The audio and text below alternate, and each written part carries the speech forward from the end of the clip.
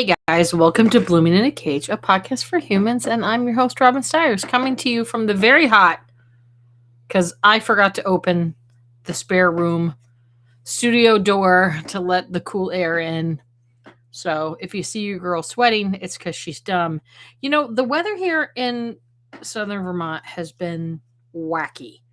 It We went to White River this past weekend, which we're going to get into in a minute, but Friday, I won't say it was hot, but it was comfortable. Like I put shorts on for the ride up. And then we got up there. It kind of cooled down that night. It was nice. We had a campfire. And then Saturday, nice, not hot. Actually, perfect weather for the guys to be working outside. And then Sunday, it rained like cats and dogs. And it was cold and miserable. And I'm just so sick of the hot, cold business. I just want summer to be here. Like maybe June 1st is coming and summer is coming. Speaking of June 1st, I wanted pop in and let me know that you're here because I've been wacky the last couple weeks, but I'm back here tonight for the last time for a couple months. As June 1st is coming and I am having a total knee replacement on my left knee. So I cover your prayers for that. Met with the surgeon yesterday. I feel great about him and moving forward. Much needed, but it has been, been a rough couple weeks because leading up to surgery, I feel like I'm going to sneeze or burp or something. Leading up to surgery, I have had to wean off of all of my medications and because they can interact with anesthesia and the whole 9 yards. So it's been a rough couple weeks. That's me whining and complaining. But I wanted to let you know that tonight will be my last show until middle of August. We head to White River the first of the week, so I'll be taking June and July off to not only heal from surgery, but to prep for our summer camp as I lead the Bible study there, and I'm hoping to get the first devotional laid out and sent to print. It's done editing, and as soon as I kind of get through surgery in those first couple weeks, that's kind of my focus is to get that to print and get it into your hands. So you be watching on our Facebook page and the YouTube channel there and our TikTok to look out for how you can get that. Or if you see me in person, say, hey, I want to know how to buy your first devotional in the hands of the gardener. But I'll be taking some time off. So some of you guys know my father, Pastor Michael Gant, has a couple shows of his own. And for the summer, he's going to be pinch hitting, I guess, for me and taking over some of my responsibilities at Food Pantry. So because of that, he's actually not going to be airing shows on Tuesday morning or Thursday evening. He's going to be taking over my time slot here on Wednesday nights. So head over to MK Gant Ministries on Facebook and YouTube. And I think he's on Twitch and he's much cooler than I am. And you can find where he is. And he'll be taking over this time slot for the summer as he's taken over some of my responsibilities. I'm going to let him take over my time slot for now for the summer. So if you guys are looking for something to do on a Wednesday night, head over and see him. He has great guests, great content. I do think he has a show tomorrow night, Thursday night, and then he'll be moving to the Wednesday night slot. I think 8 o'clock, but you'd have to ask him. I'm not exactly sure. I'm sure he's going to let you know. If he's in the chat tonight, I will confirm with him. So we went to White River this weekend. And for you that don't know, you must be living under a rock if you haven't heard me talk about White River. I want to make sure I got a good plug in for White River this year, which is a family camp. That's also a teen camp that is in Wilder, Vermont, which is just about an hour here from Brattleboro, where we are. I guess it's still in southern Vermont, but it's a little bit more north than us. She has been there for almost 140 years. There's pictures of people coming up on the train tracks and on wagons and foots. And this weekend, oh my gosh, I have a tickle in my throat. Excuse me. I'm trying to ignore it, and it's just making it worse. This weekend, we went up and opened up our cottage. We were fortunate. Oh gosh, I can't even remember how many years ago. Maybe 10 years ago or more, we purchased our cottage. And she ain't much, bud, but she's a good girl with good bones. Wayne and I went up Friday night, like I said, had dinner out with the friends and got the cottage open. I really wanted to get that open because I'm having surgery and I wasn't sure what that was going to look like, or I'm still not sure what that's going to look like. So we got it up and got it open And I see a couple of you here in the chat. Let's see who's in the chat. Hi, my friend Missy Townsend, speaking of White River. If you want some good worship, she's our worship leader. She's pretty cool. She's my friend. I say that she's my only friend, but she's one of them. So we went up. Missy hasn't even heard the story. So we went out to White River on Friday, had dinner with our friends Melvin and Lori and Alan Cakeley, and they've been up there for several days working. And we got the cottage open, and we went over to Chili's and had dinner.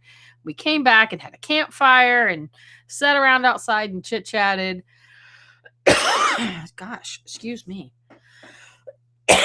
Something's got a tickle on me. Got that open and climbed in bed that night.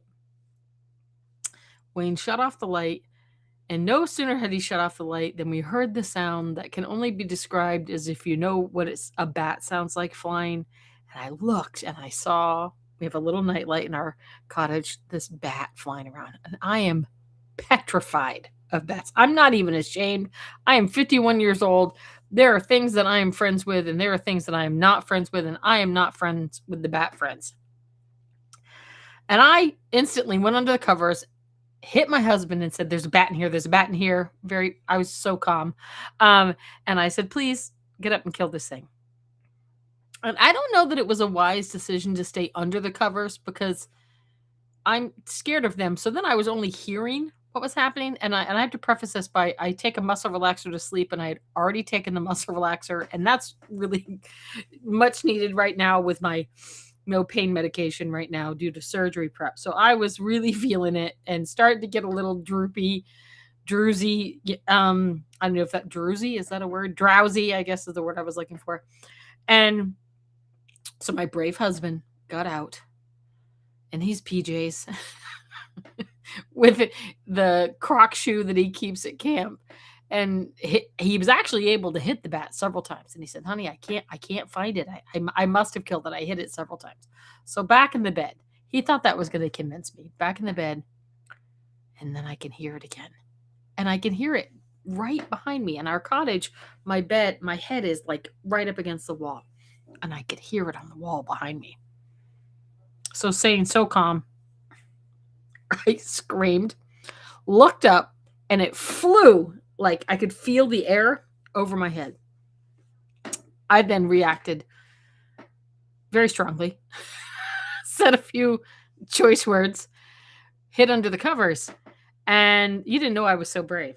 Hid under the covers, screaming, "Kill it, kill it. I don't care what you do. I want it to die," or something like that. And my husband then again got up and tried to kill this bat. So after 4 times of this routine of me screaming, "The bat's still not dying," my very brave husband finally did decease the bat and dispose of it. So that was my very traumatic weekend at camp. But we got the cottage open, and then our daughter Grace and her husband Ben came up and fixed his garage doors, and our garage door at our camp the camp's own garage needed some looking at. So he came up and they spent the night, and it was really nice weekend. The rest of the weekend, other than the disgusting, miserable rain. But through the course of this weekend, some of you have seen, some of you haven't. We gave our letter of retirement to the board of directors at White River. After 30 years of leading the program, this will be our 30th year. And then you're thinking, Robin, what were you, 1? Because I know I'm 29, right? You've led this program for 30 years. How could that possibly be? You're only 29. Well, I don't know. Time's a funny thing. We turned our letter of intent that this would be our last year leading the program. And there was a lot of tears from not just us, a lot of people. And as I was reflecting on this a little bit, I wanted to share a few thoughts with you on spiritual legacies and spiritual inheritance for our children. And White River is a very special place to me, and I'm going to share a little bit more about that. And I want to encourage you that if you have teenagers and you want to send them to a special place, for the summer, White River is the place. There was a lot of emotions, as my husband shared. He said to me afterwards, I thought I had kind of processed all those emotions until we got into the board meeting. And I had this moment where I looked up and there was, I don't know, maybe 10 or 15 people, I guess, in the room total. Our board of directors and some of our kids were there. And I think myself, Wayne, Michael T. McCosker, and Lori Dobbins, I think were the only, out of those 10 or 15 people, only 4 of us have any memory of White River's youth program running. And I don't even think Wayne does, because he's only been there since we ran it. So I guess maybe it's only 3 of us that have any memory of White River not having us in charge of the young people. And that was really like wow, that's kind of cool that all the people here only have us linked to this ministry. And I will say it's $250, ages 12 to 18. You're going to hear me say that a lot. I would love to have our last year just be a banger year. I think 86 was the most campers we had, 86, 87. My husband will probably kill me when he sees this. That I'd love just to have another banger year like that. It would just, that's a lot of fun. But the emotions that kind of came as we sat there and we read this, actually our secretary read it because we were not in any shape to read out loud in public. A lot of gratitude, I think, was the one of the emotions. Really, gratitude that God had entrusted us with this treasure, but grief also that season of our life is coming to a close. Great joy. I have such great joy, and Wayne and I do. We've talked a lot about recently, as we've reflected on this being our last year, about some of our highlights leading this ministry. A lot of reflection about things that we did really wrong and things that we did really right, but also hope. Such great hope for generations, the next generation that's going to step in. Several years ago, I think it was probably about 8, maybe 10 years ago, my dad preached a sermon at White River. And the reason why I'm going to talk about this and use this as a illustration for spiritual inheritance, or spiritual legacy, those 2 words, is because 14 decades. You can check the math, okay? 14 decades, Christians have been believers in Jesus, Yeshua, have been collecting their children, their grandchildren, grandma, mom and dad, and they've been coming to this little, I think we're 10 acres maybe of land in Wilder, Vermont, below the cemetery. We're in our defense, we were there before the cemetery was. This little plot of land with some old buildings. And they've been gathering to meet with God, modeled after the tent of meetings. This place where people just come together to put life away for a few weeks. If you've been to White River, let me know in the chat if you've been to that place or you went to a Christian summer camp. I actually was interviewing somebody. His name's Roy. He's going to be on in August with me, and he has a big connection to summer camps. And our last guest, Michelle, that we had on, has a connection to summer camp. There's a lot of people that have church camp in their life. So let me know if you have a place like that. But I had this moment, and it's just the devil. I was on tonight. I'm going to pull up some pictures, and I was trying to load up some pictures to share with you tonight. This one picture that I'm going to describe here, I could not, every time I loaded it up, it gave me an error. And I sat here for a half hour before the show trying to load it up. Just couldn't get it to load. I'll see here if I can, I don't know if I can mirror it or what. It was very annoying to me because I was trying to get it to load up, but I just can't. And gosh, did it make me mad. I don't know. It won't work. But anyways, as I was, I had this moment. I was walking across the grounds the other day. I guess it was Sunday. It was pouring cats and dogs. And my little granddaughter, Chloe, was standing in the doorway of our cottage. If you're friends with me on Facebook, you saw me post the picture. And she was yelling, "Mama, Mama," at the top of her lungs, wanting me to come to the cottage. And we yelled back and forth, and I snapped a picture of her standing in the doorway of our cottage. And above her head was the sign that says Youth Leader Cabin, which, it's going to make me cry that we're going to have to take off our cottage and give to somebody else after 30 years. And it occurred to me as I was obviously already in my feelings and being reflective and seeing her sweet little face stand there in the doorway of our cabin, that my greatest dream would be that someday that Chloe would bring her family to this place. Not because I love camping so much. I love bats and mice and mosquitoes and cold showers and, getting hit with water balloons. But because when I think of White River, when I think of this place, it's a place where for almost 140 years that God has met with his people. And that's why I keep on going back there and why I want my children to continue to go there and my grandchildren. For Wayne and I, before we were even married, the first time that we worked at White River together, we were engaged to be married, and my dad approached us and said, "Hey, would you guys just come up and play games and, take the kids swimming and do some campfires?" And he was doing the Bible teaching, and we said, "Sure, we'll do it. That sounds fun." We never knew what God was doing. And that's really where we began ministry together, even before we were married, that God was beginning to do a work in us. And now it has become a cornerstone in our family's life and in our faith, a place where we meet with God. And I want to show you a few pictures to reflect that. So here is my sweet Noah. There he is at probably around 5 or 6. And he's sitting in the doorway. You can see there's some other adults. That was during one of our chapels in the evening.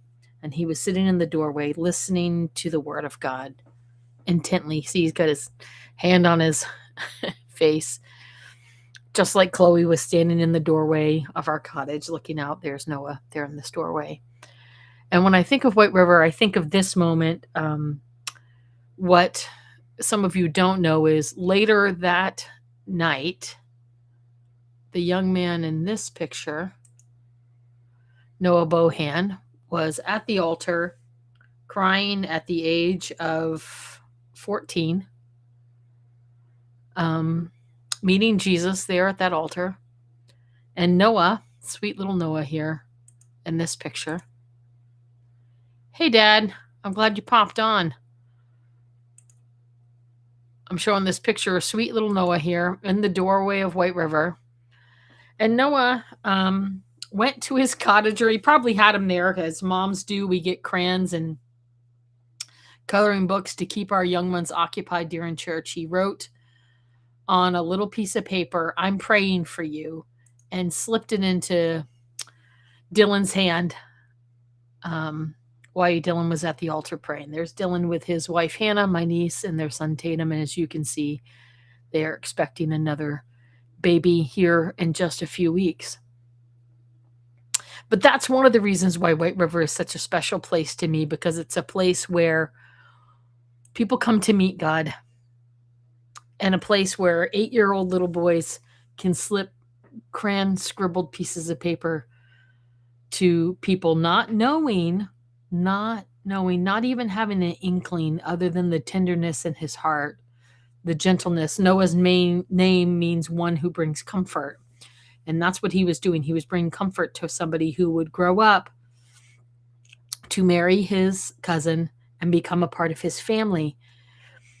And that's spiritual inheritance that I'm talking about tonight. Did Wayne and I know that when we said yes to my dad to play some games with teenagers? No. I had no idea that I would be teaching my son that to go to an altar and hand somebody a piece of paper that said, I'm praying for you. And that the fruit of that would be that someday, and I think it's this picture here, there's Hannah and Dylan and my father. And for those of you that don't know, that's in White River on the campgrounds. That so many years later, that Noah would still have a relationship with this young boy, Dylan, who was at the altar praying. But not only that, that legacy would grow into a marriage and into a family, and now into leadership himself. Dylan and Hannah lead our youth program at our church, and not only that, Dylan is preaches on several occasions on our evening services and leads. And I say that because my hope for sweet Chloe, as I saw her standing in my doorway, is that she would understand that she too, even at a small age, can go to an altar and pray for somebody, that she'll make a friend that'll last forever, that will become part of her spiritual walk and journey. And that the greatest thing that I and Wayne can leave for our children is a spiritual inheritance. And you guys are going to think, why is this lady all about White River? Well, I am, because just go with me. So then let's see. Let's go. Here's my sweet babies when they were all together. So Grace is 10, 12 maybe. Gosh, they're going to kill me because I don't know how old they were in these pictures. Riley, as you can see, he's a little toddler there standing at White River.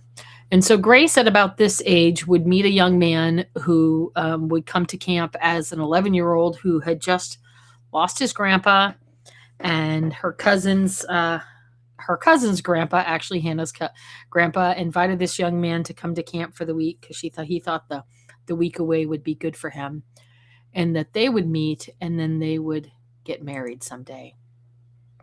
And that God would draw them into ministry and be a part of our church and a part of our ministry at White River, and that they would now have one child, sweet little Chloe, and one on the way due very soon. But not only that let's see here again, our son Riley, there at the altar being prayed for by my dad, and the young lady who I believe was your company tonight, Dad, is right next to you, Alora. There is my dad's praying for them, and then Riley here has stepped into his own in ministry, leading in our children's church, as well as doing our announcements, and want to prepare to become a preacher himself. And I don't know about you, but I don't come from wealth. I am a paycheck to paycheck and was raised on faith, praying for God to provide. But yet I still have an inheritance to give to my children. One that is far greater and worth far more than some sort of trust fund or even a house that I can leave. Psalms 145:4 says, "One generation shall command your works to another and shall declare your mighty acts." Proverbs 12:22 says, "A good man leaves an inheritance for his children's children." Most people think of inheritance, they think of money or land or possessions or heirlooms. I know. Yes, Riley's going to be preaching sometime this summer. Well, let me know the dates, okay? Some of my kids don't let me know the dates of their gigs that they have. So land or money or possessions or family heirlooms, but Scripture shows us something deeper, an inheritance that we can leave for our children of faith, of a testimony of healing, of our faithfulness in prayer, our obedience, creating a spiritual atmosphere. Your children inherit and pass on what you normalize. And grandchildren often walk in the atmosphere that their grandparents built. And now hear me out. Don't say that, grandparents teach their grandchildren. Hear me out. Chloe's parents are building an atmosphere for her to grow up in that was influenced by her grandparents that raised her parents.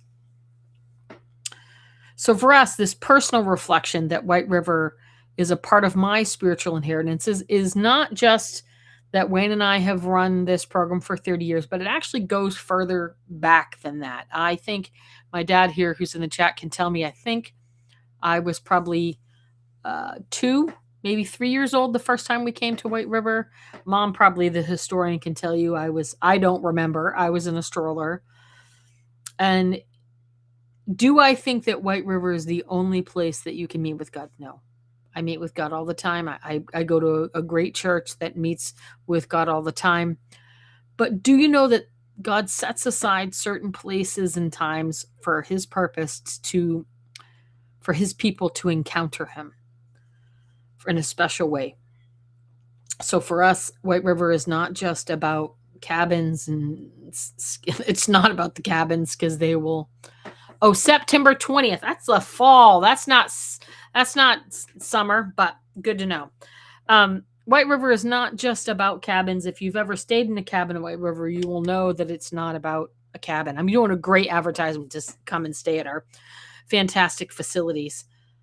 It's sacred because it's where people encounter God. And what I reflected on this weekend as I stepped on these grounds, and I was actually in the lodge hall a bit looking, and they have some of the pictures of people who were in leadership when I was a child, when I was there as a stroller. And as I looked at some of them, people like Evelyn Bellows and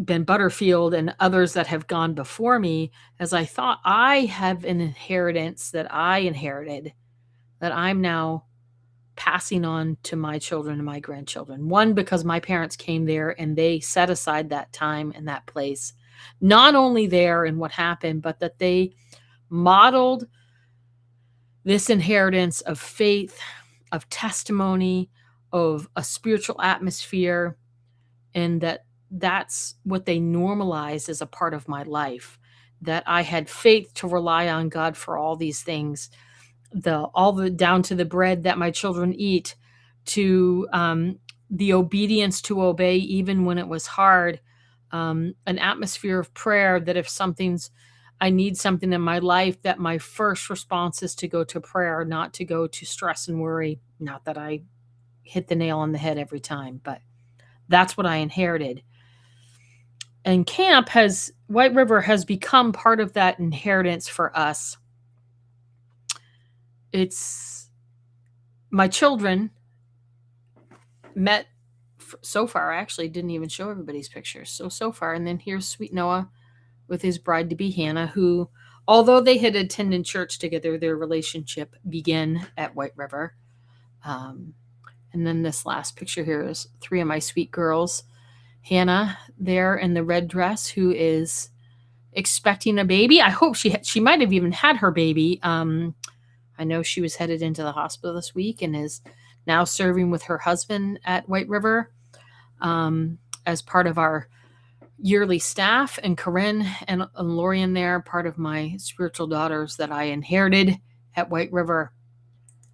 And the reason why I'm beating this nail on the head is because places like that, like White River, become cornerstones in people's families because of families that came before them that passed it on. And that's what happened to me, is this place was passed on to me by my parents, who actually, I believe how my parents got brought to White River is, I would say, a spiritual mother in my parents' family, Teddy, sweet Teddy, who my dad couldn't say no to.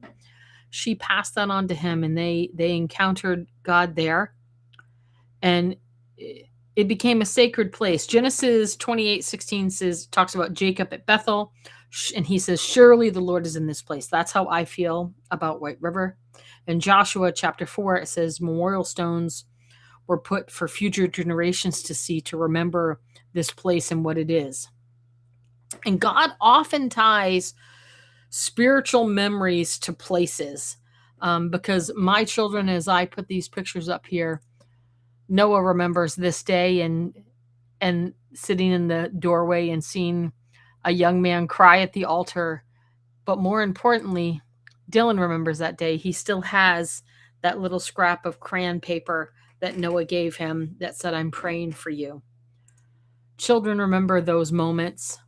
They remember worship nights. They remember prayer circles. They remember campfires, and they remember the moments that felt like that God heard them. And it's important for us as parents and as followers of Christ that have spiritual children, as I just showed you some of mine. It's important that we create spaces and moments for our children to encounter God. And that's why the enemy fights so hard against places like this, against churches, against families that are creating an environment of discipleship where you're teaching your children. Why do you think there's such a war on education to where Christian doctrine cannot be a part of normalized education in the United States? Why do you think we are shamed and thrown as being hatred when we want to pass on the fundamental inheritance of the goodness of God and the truth of his word to our children? This is something that I know personally. If I could tell you over the course of 30 years, all the spiritual attacks that Wayne and I have encountered as we planned, and it's something that we have talked about openly because I want whoever comes in front of us, whoever is we're passing this baton to, I want them to know what they're getting into, because spiritual inheritance is not just about feeling good or having a goosey moment of encountering the Holy Spirit, but it's about understanding the warfare that it is to pass on a spiritual legacy, a spiritual inheritance to your children and your children's children. This is something that I know my children know, because we have never hid anything from them. So why is it so important to pass on this spiritual legacy to our children? So that someday they can tell, as it said, build their own memorial stones or point to them and say, this is where God encountered my family. For me, the things that I think about as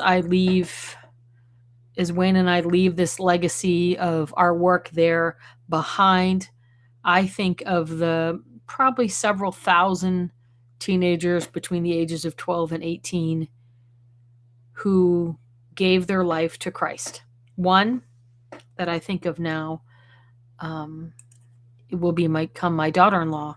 I remember standing in the chapel and seeing her encounter God really for the first time in her life in that way and find Jesus. I remember little Dylan Bohan at the altar, as I said, encountering God. I remember these faces encountering God for the first time. I remember watching young people being called into ministry. I'm thinking just now off the top of my head, Margaret Dobbins, who met her husband. Well, she says she didn't meet him at camp, but I know where she met him for real. They got married, countless marriages, probably at least 6 within the 30 years that Wayne and I have run the program, that have met their spouse and married and gone on to be in some sort of ministry. Her and her husband, Justin, are in active ministry in their church in Biddeford, Maine. As I mentioned, Dylan Bohan, Ben Baker, Aaron Slade, my brother Andrew Gant, and now Riley, all of these young men being men that encountered God at an altar at White River, even some as an adult, sat and had conversations with spiritual mentors around a lawn chair or a picnic table, and were challenged. Seeing former campers who now bring their own children and now their grandchildren. Oh, gosh, that makes me feel old. But as I've thought about this, I thought about the power of being faithful. these kind of hidden seeds that we sow that I may never see produced because of my obedience. Just because of my obedience, I may never fully see all the fruit that it will produce. Galatians 6:9 says, "Let us not grow weary in good doing, but in due season we will reap if we do not give up." Boy, do I know that from a car accident that blew our car up, and where we should have said, "I'm not going to camp. You're going to have to find somebody else." But instead, we went, one of us in a cast on our foot, one in a cast in our arm, and two small children in tow, to spending money that we didn't have on supplies, to not having enough staff and working. We were weary, but we didn't give up because we knew that the inheritance, the fruit that would be produced because of our faithfulness, was too great. Isaiah 55:10-11 says, "For the rain and the snow come down from heaven, but do not return, but they water the earth, making bring forth and sprout, giving seed to the sower and bread to the eater.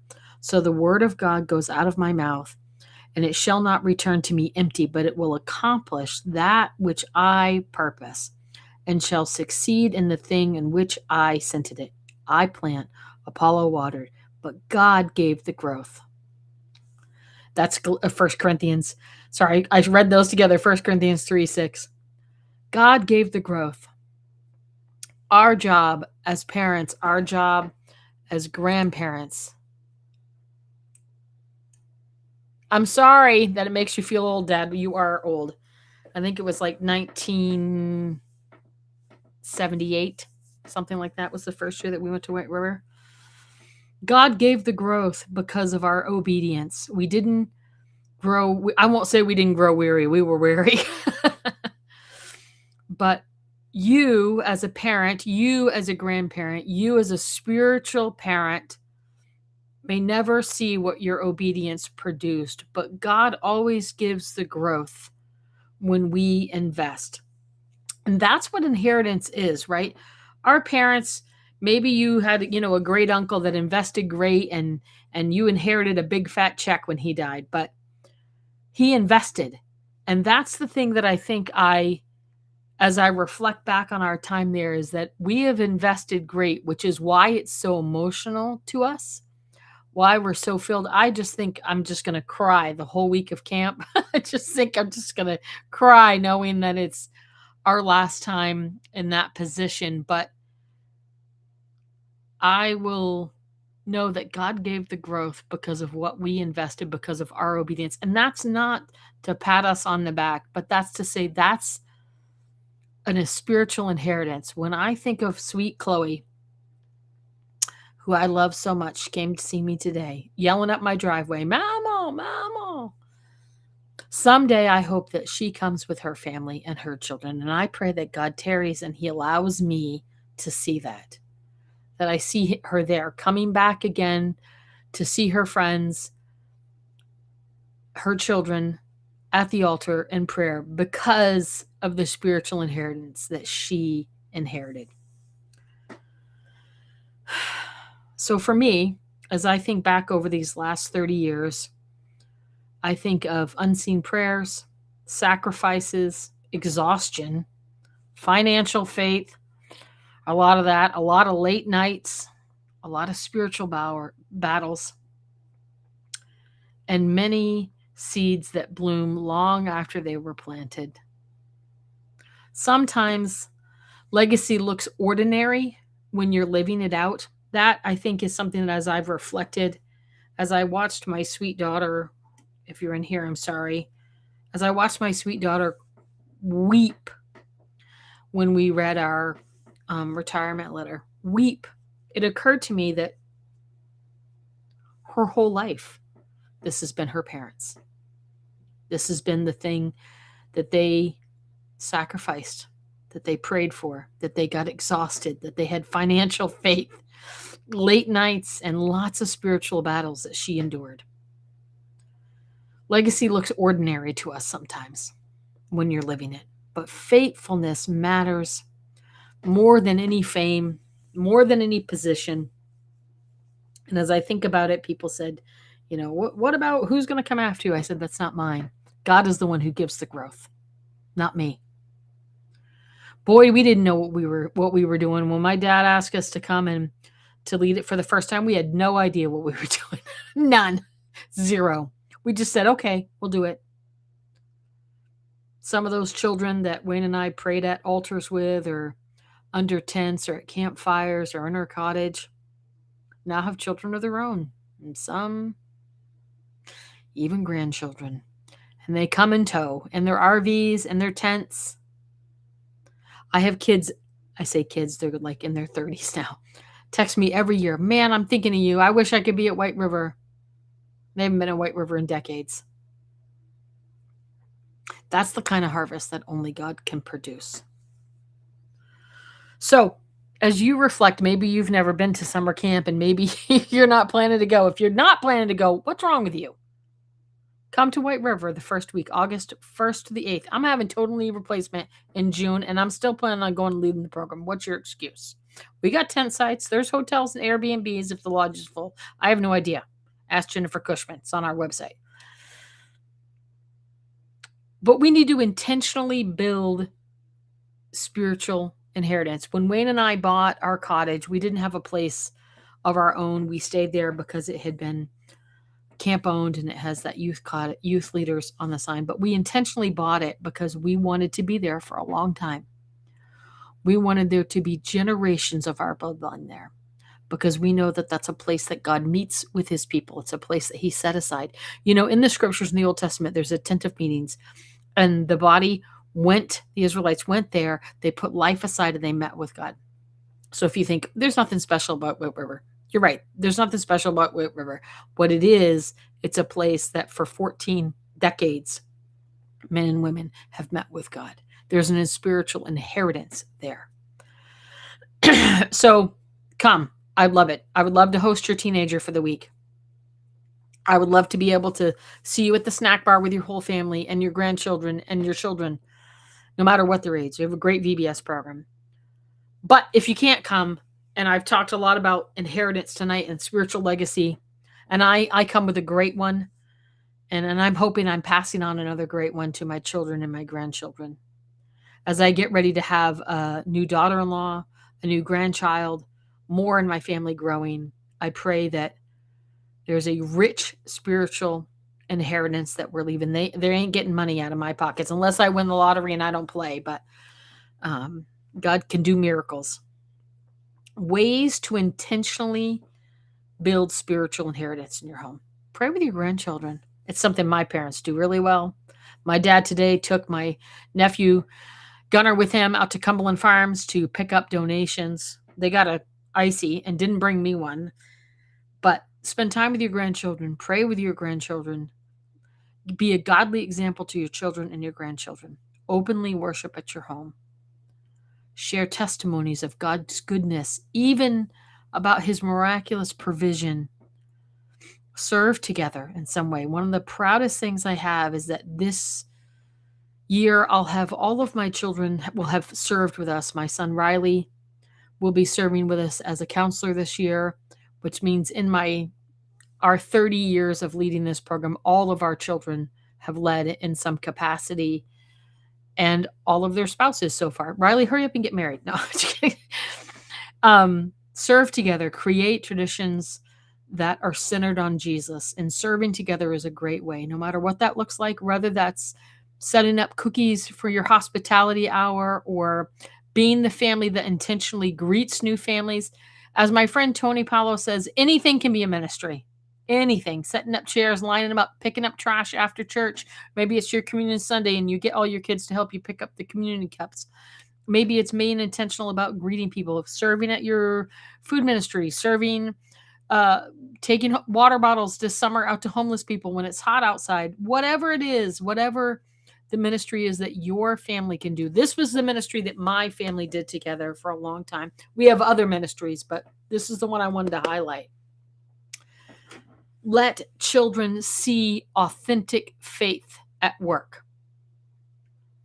And that means sometimes your children see when you don't have enough food in the cupboard or money in the bank that you get to let them see authentic faith where you pray and God provides. So for us, this retirement from this role as YPI does not mean retirement from ministry. We've actually already talked about things. Wayne intends to go buy pizza still for the kids just because he wants to have a date with his friend Melvin to pick up pizza on Wednesdays. I hope they keep pizza day, whoever does this. It's my favorite day. That and Caesar salad that Nate makes. But Deuteronomy 6:6-7 says, "And these words I command to you, that you shall be on your heart, that you shall teach them diligently to your children, and talk of them when you sit in your house, and when you walk by the way, and when you lay down, and when you rise." Leadership change, seasons change. That's the change that we're in. But the kingdom of God still continues. And the beauty for us right now is watching the next generation rise. As I name some of these young people,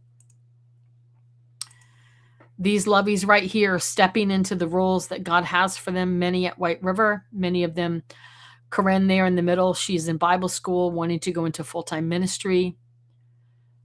Riley here, who's going to be preaching in the fall.